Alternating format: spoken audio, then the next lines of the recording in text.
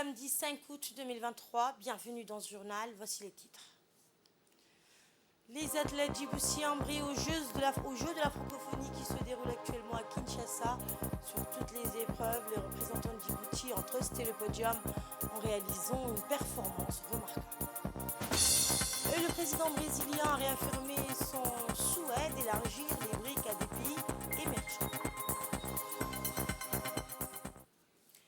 La domination de Djibouti dans le monde de l'athlétisme ne cesse de s'affirmer et la récente victoire de Mohamed Ismail Ibrahim aux Jeux de la francophonie en est une preuve éclatante.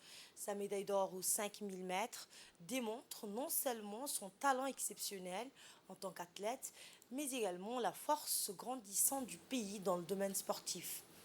Cette performance remarquable de Mohamed Ismail Ibrahim est d'autant plus impressionnante qu'elle intervient seulement 2 jours après sa première médaille d'or. Son dévouement, son endurance et sa détermination à réussir ont été récompensés, mettant ainsi Djibouti en haut du podium. Cette victoire marque un moment historique pour le pays et suscite une immense fierté parmi les citoyens et les supporters de l'athlète. En remportant cette médaille d'or, Mohamed Ismail Ibrahim porte haut les couleurs de Djibouti sur la scène internationale de l'athlétisme. Le pays est déjà reconnu pour sa présence remarquable dans les compétitions sportives mondiales et cette nouvelle réussite vient renforcer sa position parmi les grandes nations athlétiques. Au-delà des performances individuelles, cette victoire contribue également à renforcer la cohésion nationale et l'unité dans le pays. Le sport a le pouvoir de rassembler les populations et le succès de Mohamed Ismail Ibrahim à cette épreuve n'est pas seulement une source de fierté pour lui-même, mais aussi pour tous les Djiboutiens. En remportant cette médaille d'or aux Jeux de la francophonie, Djibouti démontre au monde entier que la persévérance et le travail acharné peuvent conduire à des résultats exceptionnels. Cela encourage également les jeunes talents du pays à suivre leur passion pour l'athlétisme et à aspirer à des performances similaires. Au final, cette victoire éclatante aux 5000 mètres renforce le statut de Djibouti en tant que nation athlétique de premier plan dans la communauté francophone et au-delà. Elle souligne la richesse du talent sportif que le pays a à offrir et renforce sa réputation positive sur la scène internationale.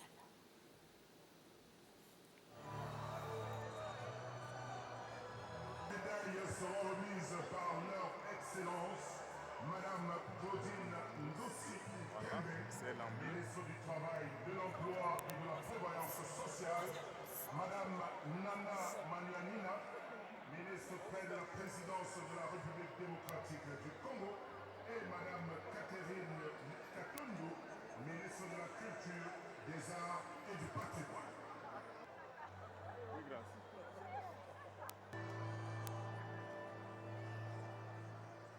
Pour les 9e Jeux de la francophonie, représentant Djibouti, Mohamed Ismail Ibrahim.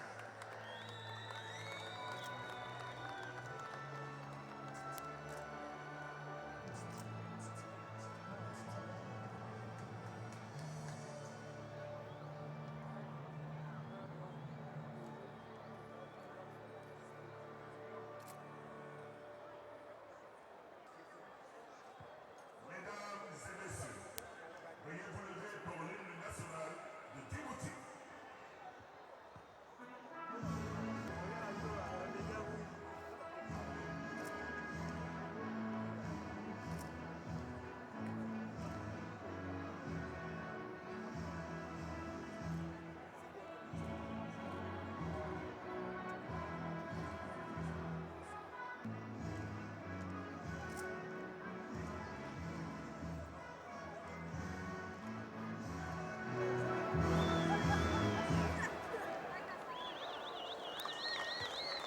Félicitations aux vainqueurs.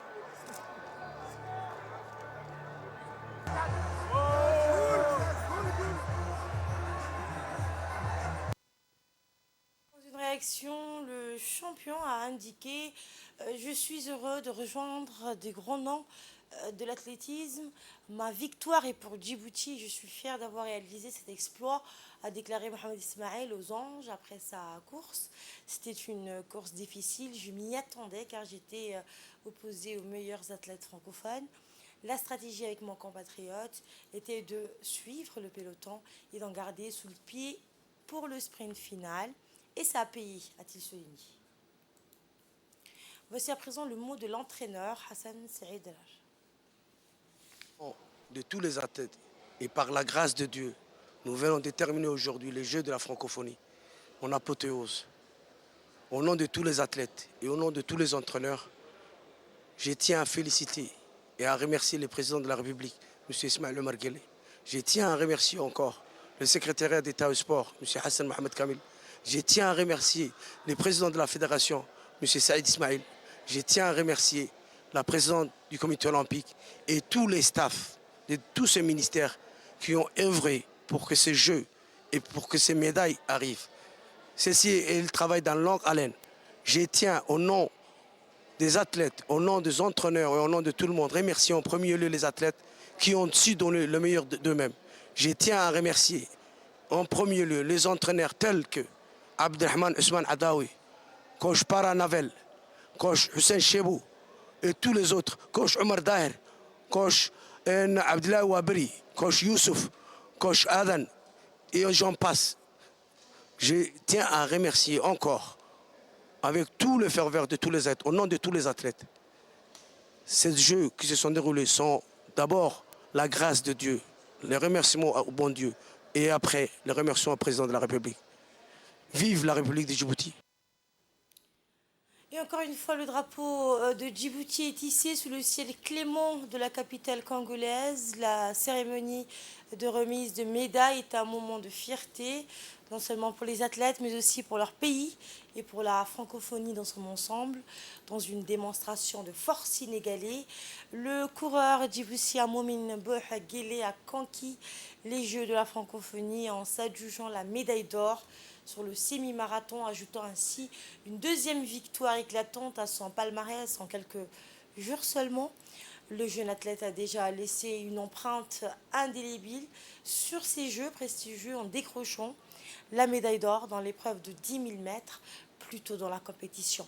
La domination sans équivoque de Guelleh sur les pistes de ces Jeux de la francophonie est une source d'honneur et de fierté pour Djibouti, pays reconnu pour son talent grandissant dans le domaine de l'athlétisme. La ténacité inébranlable, le génie athlétique du champion ont été récompensés par ces deux médailles d'or, consacrant ainsi le jeune prodige comme un véritable champion de la discipline. Le parcours de Momin Bouh Guelleh a été marqué par une détermination implacable et un talent inné qui ont fait de lui une figure incontournable dans le monde de l'athlétisme. Ses performances phénoménales ont captivé le public et ont propulsé Djibouti sur le devant de la scène sportive internationale. Mais Guelleh n'est pas le seul ambassadeur de l'athlétisme djiboutien à briller lors de ces Jeux. Il y a son compatriote Jamal Abdi Zerieh qui a également brillé en remportant la médaille de bronze dans cette compétition acharnée. La présence des deux athlètes djiboutiens sur le podium souligne la montée en puissance du pays dans le monde de l'athlétisme, une reconnaissance bien méritée pour les efforts et le talent des sportifs du pays. Cette double consécration des athlètes djiboutiens au sommet du classement vient de renforcer la place de Djibouti parmi les grandes nations sportives de la francophonie.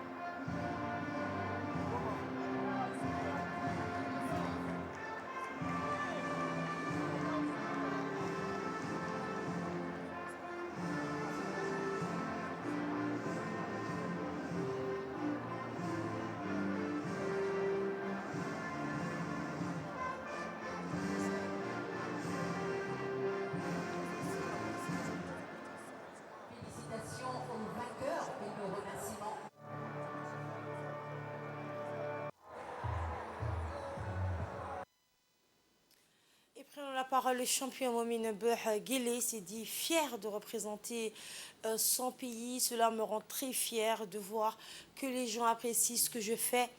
Les supporters du Boussia m'apportent beaucoup de bonheur et je veux leur montrer ma gratitude en donnant le meilleur de moi-même à chaque course.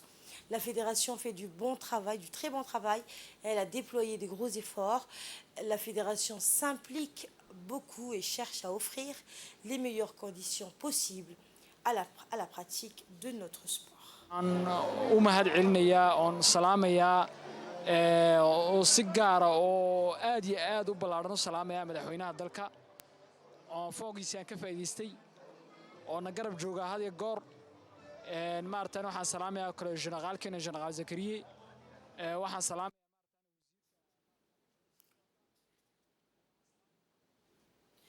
Félicitations donc à nos champions qui nous représentent dignement. Direction l'Égypte à présent où s'est tenue jeudi la 20e réunion du Conseil des ministres de l'environnement des pays membres du PERSGA, l'organisation régionale pour la conservation de l'environnement de la mer Rouge et du golfe d'Aden. Le ministre de l'Environnement et du Développement durable, Mohamed Abdelkader Moussa, prépare aux travaux de la 20e session avec la participation des ministres des pays membres du PERSGA qui s'est tenu dans la ville de Hurghada. Eh bien, le Conseil des ministres de l'environnement des pays membres du PERSGA a examiné le rapport du secrétaire général du PERSGA sur les activités réalisées par l'organisation régionale durant la période 2021-2022. Les ministres ont aussi discuté du programme de mettre en œuvre pour les 2 ans à venir. Et enfin, les ministres ont examiné l'état de la situation financière de l'organisation. Le ministre de l'Environnement a prononcé au cours de cette réunion une allocution dans laquelle il a souligné l'importance qu'accorde le gouvernement djiboutien à la conservation de l'environnement en général et de l'environnement marin en particulier. Santé, cette fois, le ministère de la Santé, par le biais du programme élargi de la vaccination, a organisé un atelier de présentation des données de la vaccination de la routine pour les enfants de moins de 5 ans. Eh bien, cet atelier a été présidé par le secrétaire général du ministère de la Santé, Dr Salah Banoïta Tourab, et du coordinateur du programme, Daoud Ahmed. Ont aussi participé à cet atelier les équipes de l'UNICEF et de l'OMS, les médecins-chefs des régions de l'intérieur, ainsi que les hauts cadres du département de la santé. Pour rappel, le respect du calendrier vaccinal contribue à protéger votre enfant de maladies graves, souvent mortelles. Les données de la vaccination de routine concernant les enfants de moins de 5 ans et sont utilisées au quotidien pour évaluer les performances des services d'immunisation sur tout l'étendue du territoire et ainsi orienter les stratégies d'éradication, d'élimination et de contrôle des maladies évitables par la vaccination et ainsi identifier les zones qui nécessitent des ressources additionnelles ou une attention particulière par le ministère de la Santé. Ainsi, après les différentes présentations des médecins-chefs des régions, le secrétaire général a félicité pour le travail fourni par les équipes des régions pour atteindre une bonne couverture. Santé toujours dans le cadre du renforcement des 6 polycliniques de la ville de Djibouti, le ministère de la Santé, en collaboration avec le FNUAP, a organisé des sessions de sensibilisation en faveur des leaders communautaires et des relais communautaires de Djibouti, ville. Eh bien, ces rencontres ont pour objectif d'informer les représentants communautaires de la mise en place d'un projet en mois de septembre pour désengorger les maternités de référence et ainsi renforcer la fréquentation et l'utilisation des maternités et des polycliniques. Le ministère de la Santé a lancé parallèlement avec ce volet communautaire un vaste projet d'évaluation et de renforcement des plateaux techniques des polycliniques pour mieux prendre en charge les malades, particulièrement les enfants et les femmes enceintes. Ce projet va renforcer la capacité des acteurs communautaires à sensibiliser les habitants de leur quartier sur la santé maternelle et l'utilisation des services des polycliniques.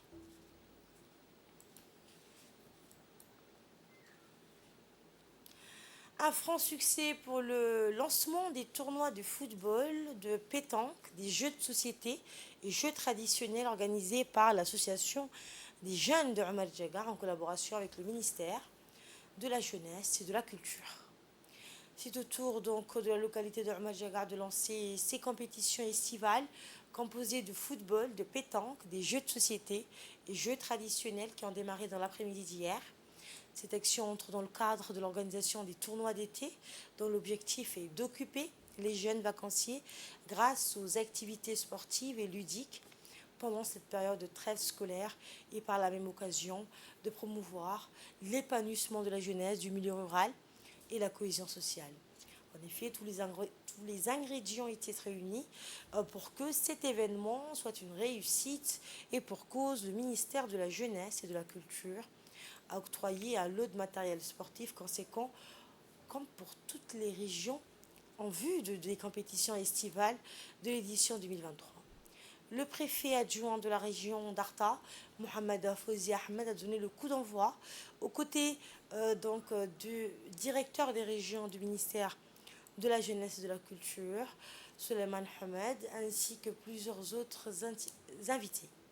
Le tournoi de football a regroupé donc 8 clubs issus des localités de la région d'Arta et le match d'ouverture a opposé les formations de l'Aïta et de Oumadjaga. À cet effet, pendant ce mois d'août, la localité de Oumadjaga vibrera au rythme des matchs de ces différentes disciplines qui attirent un public très passionné et qui tiendront en haleine toute la population de la localité.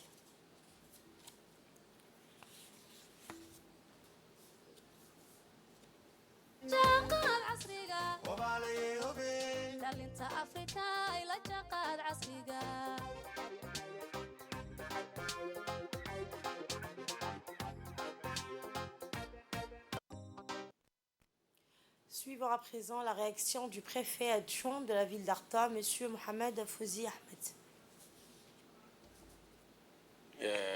4 août à Oumadjaga, dans le cadre du lancement du tournoi de football du corridor initié par l'association Bonjour à la jeunesse de Oumadjaga sur l'ensemble des localités sous-localités du corridor.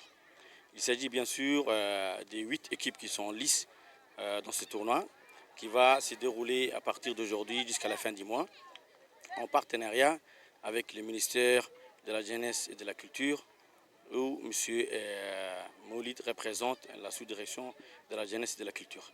Et en plus de ces tournois de football qui mettent en lice 8 clubs, à savoir des clubs de Oumadjaga, de Kourtimili, de Gabla, de Guid Gharouini, de Karta, de Laïta, de El Bahay et de Hilbali. Durant cette période, la sous-direction de la jeunesse et de la culture ne ménagera aucun effort pour le bon déroulement de ces tournois et la préfecture va donner toujours, comme d'habitude, leur appui. Également, il y a aussi les tournois de Rikaralis, de Shah et de Bob qui est aussi initié dans le cadre de la 2e édition de la culture dans les sous-localités.